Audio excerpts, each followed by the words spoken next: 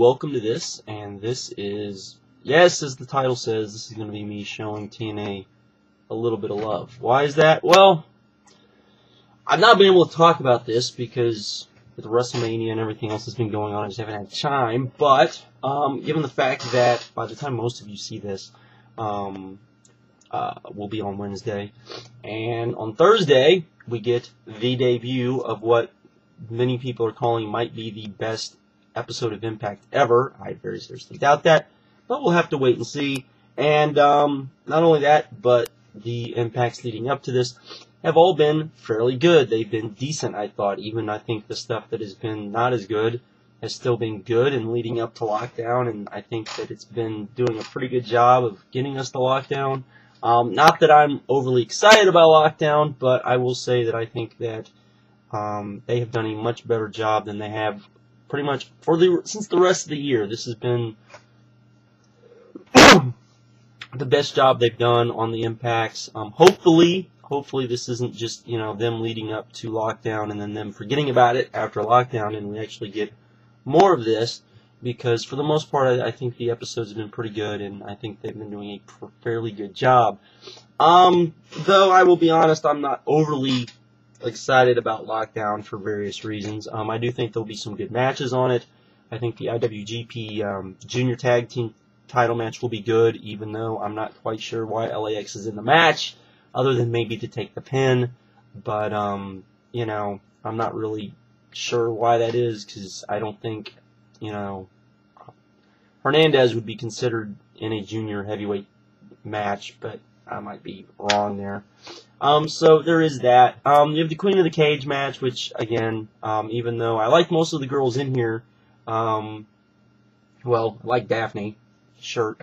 I'm not overly excited about that. Last year's didn't leave me wanting to see more of this. Of course, we have the Knockouts Women's Championship match. Again, other than Awesome Kong, I really don't care about anything that's in that match, so that's another match that I really don't care about. Then we have the X Division Skate match. These are usually fun. I will say that. I guess either we're going to see, for those of you that don't want to be spoiled, but we're going to see we'll see Suicide. Not sure which Suicide we'll see, but apparently we will see a Suicide. That will be interesting, I would say, as well. That'll be a fun match, I'm sure. Team 3D versus Beer Money. That could be a very good match, or it could just be okay, depending on, what Team 3D shows up. Of course, that's a title-for-title match, so someone's going to walk out as both the IWGP Heavyweight Champions and the TNA Tag Team Champions, so there is that. Then we, of course, have Lethal Lockdown. I would imagine this will take up a lot of the pay-per-view, just from the fact that there doesn't seem to be a lot of matches on this pay-per-view. They took the Bonaducci match off of this, so I would imagine that maybe they'll add something else, but it just seems kind of odd to me. But hopefully this will take up some time. I'm not sure exactly how good this will be. We have Kurt and Booker in it from, the Mafia side of things. The guys that are on the face side, the Team Jarrett side, should be pretty good, and they will probably, I would think, toe a lot of the line. Hopefully this is good. I don't know how good this is going to be. I don't know if it's going to be great or not, but I do expect it to be very good. Then we have the main event. Not looking very forward to the main event, even though everything leading to the main event has been very good. I don't know what Mick Foley has left. I don't know even what Sting has left.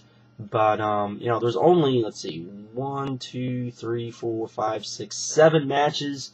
Maybe they'll add another match on Impact. I'm just going from TNA's page here. Maybe they'll add an 8th match. But if they don't, that tells me Mick Foley and Sting might go for a long time. And if that match goes for a long time, that's not good for that match, because that match really doesn't need to go longer than 15 minutes, in my opinion, as far as wrestling goes. Maybe you can stretch out the intros and all of that for a little longer. I don't know. But that's one of my only problems with this, is I just, that kind of scares me about this.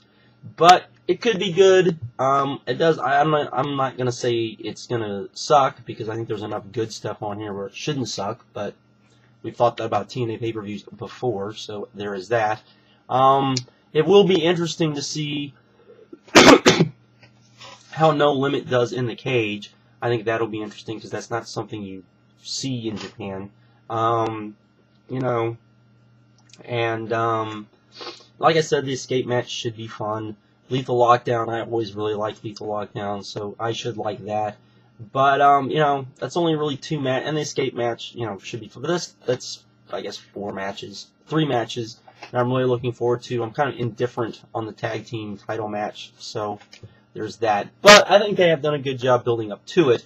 Not a wonderful job. I don't think this is the strongest card they put on. You know, like the Queen of the Cage match, you know, they could have put something else in there. As much as, you know, I like the Knockouts getting a chance, I just don't see that being all that great. I don't see the Knockouts championship match being too great either. But maybe it will be. I guess maybe we'll just have to wait and see. But there is that. I just wanted to come on here and kind of talk about that. And also, if you can check and see if you can get it for your phone, the TNA mobile game. I actually downloaded this, I guess about a week ago now, and I've been playing it. It's actually a lot of fun. You probably, if you're not aware of the game is more of a turn-based game in that you get to choose which moves you're going to do. You can do like combo moves and that sort of thing, and you get like 5 moves that you can do, or 5 action points, and each move is so many action points, and each thing you do is so many action points, and then the other guy gets to go. And so it's kind of turn-based in that way, but it's a lot of fun. I think there's actually a very good story mode to it. You get to create your own wrestler while you're going along this. It's kind of goofy in that, you know, you get to see, you know, like Scott Steiner and like Abyss doing like moonsaults and all to the outside and weird stuff like that. But other than that, it actually is a pretty fun little game. The story mode is corny, but I think in a good way. And I would actually say it's a lot better than, you know, the regular Impact video game. But the mobile game is a lot of fun, and I give props to TNA for that as well. But anyways, I just wanted to come on here and give TNA some props because I do think they have deserved it. Other than that, that is it. I'm out, and later.